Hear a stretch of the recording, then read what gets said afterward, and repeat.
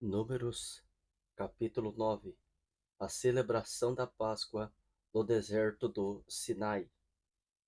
E falou o Senhor a Moisés no deserto do Sinai, no segundo ano da sua saída da terra do Egito, no primeiro mês, dizendo: que os filhos de Israel celebrassem a Páscoa a seu tempo determinado, no dia 14 deste mês, pela tarde, a seu tempo determinado, a celebrareis, segundo todos os seus estatutos e segundo todos os seus ritos, a celebrareis. Disse, pois, Moisés aos filhos de Israel que celebrassem a Páscoa. Então celebraram a Páscoa no dia 14 do primeiro mês, pela tarde, no deserto do Sinai, conforme tudo o que o Senhor ordenara a Moisés. Assim fizeram os filhos de Israel. Segunda celebração para os ausentes e os imundos.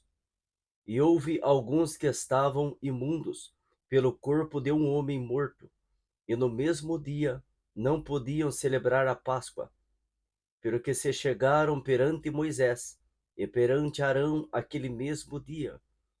E aqueles homens disseram-lhe: imundo estamos nós pelo corpo de um homem morto, porque seríamos privados de oferecer a oferta do Senhor a seu tempo determinado, no meio dos filhos de Israel. E disse-lhes Moisés: esperai, e ouvirei o que o Senhor vos ordenará. Então falou o Senhor a Moisés, dizendo: fala aos filhos de Israel, dizendo: quando alguém entre vós, ou entre as vossas gerações, for imundo por corpo morto, ou se achar em jornada longe de vós, contudo, ainda celebrará a Páscoa ao Senhor, no segundo mês, no dia 14, de tarde, a celebrarão. Com pães asmos e ervas amargas a comerão. De nada deixarão até amanhã, e dela não quebrarão osso algum, segundo o estatuto da Páscoa, a celebrarão.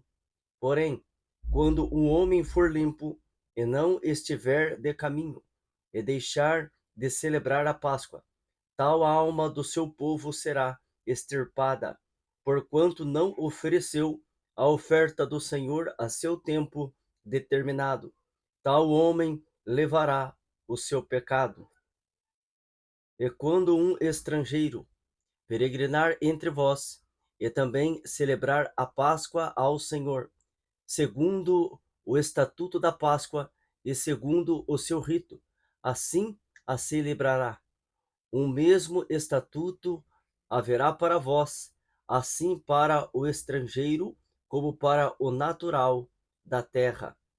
A nuvem guiando a marcha dos israelitas.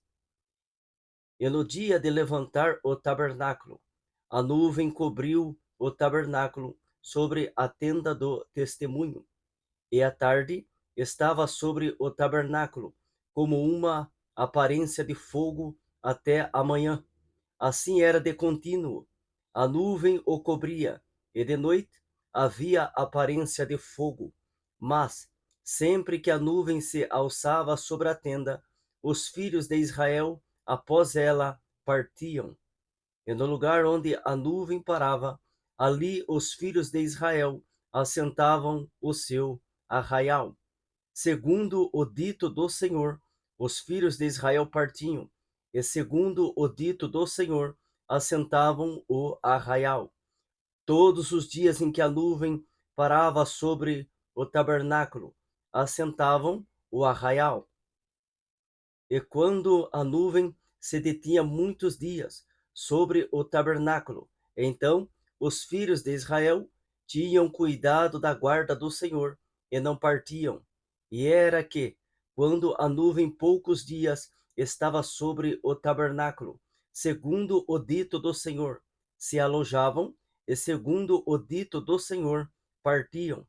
Porém era que, quando a nuvem desde a tarde até a manhã ficava ali, e a nuvem se alçava pela manhã, então partiam, quer de dia, quer de noite.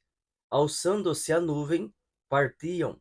Ou, quando a nuvem sobre o tabernáculo se detinha 2 dias, ou um mês, ou um ano, ficando sobre ele, então os filhos de Israel se alojavam e não partiam.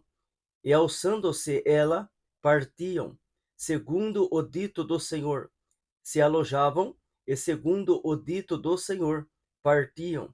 Da guarda do Senhor tinham cuidado, segundo o dito do Senhor, pela mão de Moisés.